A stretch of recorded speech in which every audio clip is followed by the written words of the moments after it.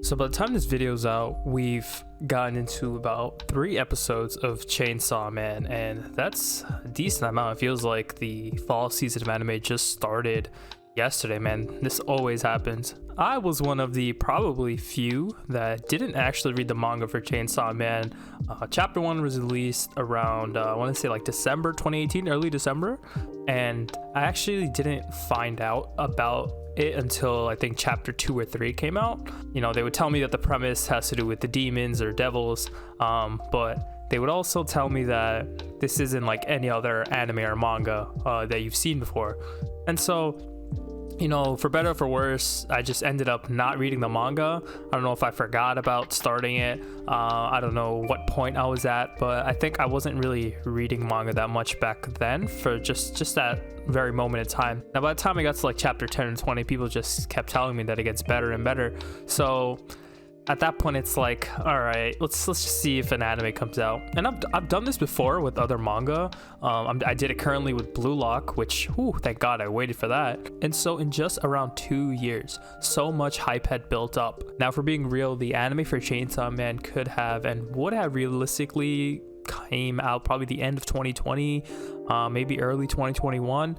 But, you know, with COVID and everything, I think that was a major reason why, you know, we had to wait so long for an anime. And even when we got an announcement, there were delays. And, you know, it shows how long we waited. The first part of the manga basically ended, and the second part, I think, is coming out right now. So we waited a decent amount of time, but I think the wait was definitely worth it.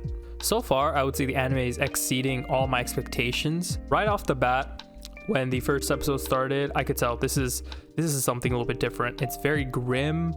It's obviously more so on the seinen side, dealing with a lot more mature concepts.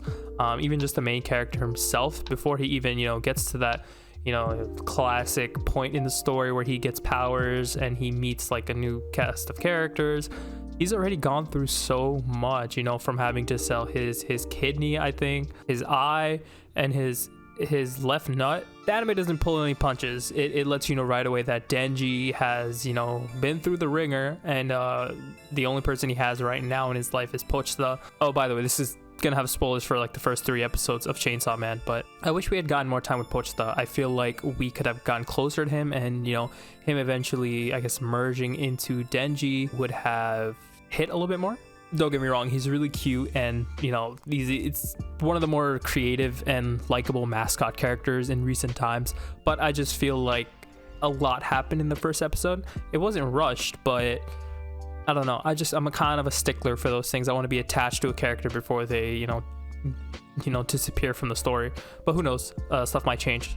So let's go back to Denji for a little bit. So this guy, when I first saw him, I'm like, Kaneki? Obviously, there's similarities there, and I'm sure I'm not the first person to make this comparison between Denji and Kaneki. Looks kind of similar, has gone through a lot of gruesome pain, transforms into a monster, and I mean, come on, the eye patch. But Denji and the beginning story, at least of Chainsaw Man, also does remind me of Parasyte a little bit, especially the scene where Pochita is taking over Denji's body. It's kind of like he's acting as sort of a parasite, like literally.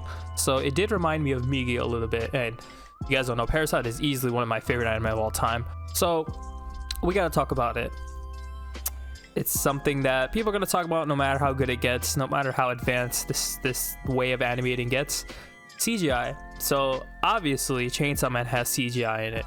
Now, I think a lot of people already know this, but if you don't, basically there's a new way that animators use CGI, not like they have in the past. It's basically a way to use CGI, have your 3D models, but overlay 2D animation on top of it, or 2D art on top of it, so that it looks a little bit more anime-like, closer to what we've grown up on, or, you know, what we've become used to.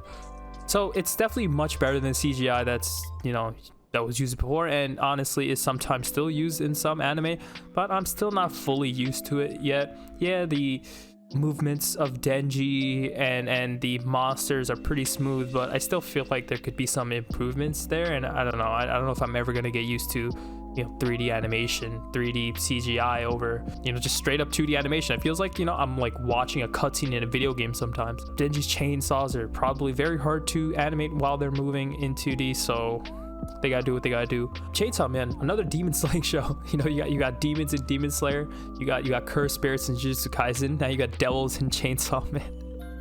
Oh man, no, but really though, Chainsaw Man finds a way to definitely differentiate itself, and I'm sure there's so much more to be revealed that I don't know about. I feel like we've only like breached the surface of what Chainsaw Man even is, at least from what I hear. But it's not those things that differentiate Chainsaw Man from its competitors. I think it's more so the atmosphere that the setting is in. It gives me kind of like Dorohedoro vibes.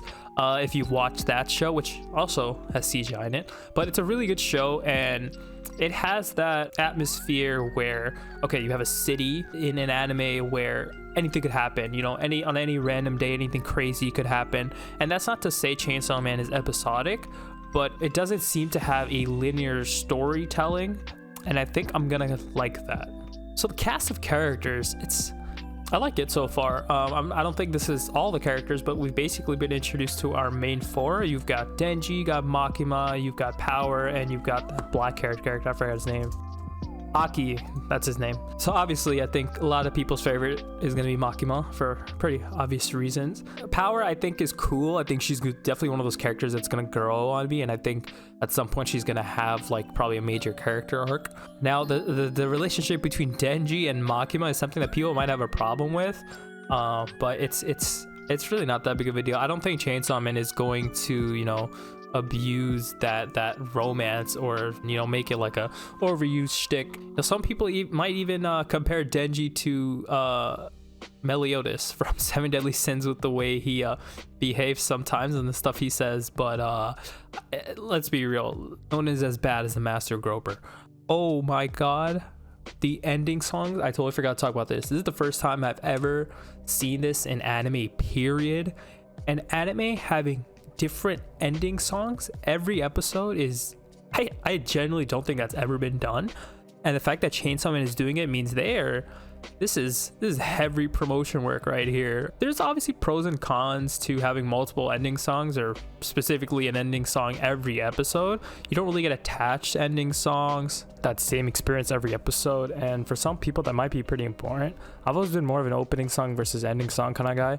I mean, don't get me wrong, there's obviously a lot of anime with really good ending songs. Still, the first ending song of Chainsaw Man is still my favorite, even though the second one was B-side Chill, and then the third one's definitely gonna take a bit to get used to. It's just so sporadic and different. It's very electronic, which I don't really listen to as much anymore. Yeah, it's still pretty good, and I think they've got a lot of good artists and ending songs coming up. I'm definitely hyped for that Aimer one. That's gonna be a little bit different. But yeah, definitely they're trying something new. It's never been done before. I think it also might have to do with probably the fact that a lot of anime opening and ending songs are more available on streaming platforms. So this may be a way for them to generate more revenue with the OSTs, with the soundtracks, or with the openings and endings, or specifically the endings in this case. Before, you had to download MP3s for all your opening and ending songs and then put them on your device. So a lot of artists and I guess licensors, especially Japanese ones, are becoming more open to the idea of putting these things on streaming platforms, especially now that streaming matters so much when it comes to sales. So that could be just a business move they're trying to do as well. But nonetheless, Chainsaw Man's been really good so far. As an anime only, can't really talk about the content too much. Pretty much all I know is episodes 1 through 3, but I'm hyped, I'm excited. It's been pretty much like a 9 out of 10 so far. I don't really have anything to complain about. And yeah, let me know what your favorite ending song is of Chainsaw Man, because I'm so sick of with Chainsaw Blood. That's so good. But yeah, that's gonna do it for this one. If you guys enjoyed the video, be sure to leave a like, hit that sub button, and I will catch you guys next week. I think it's time to talk about Bleach.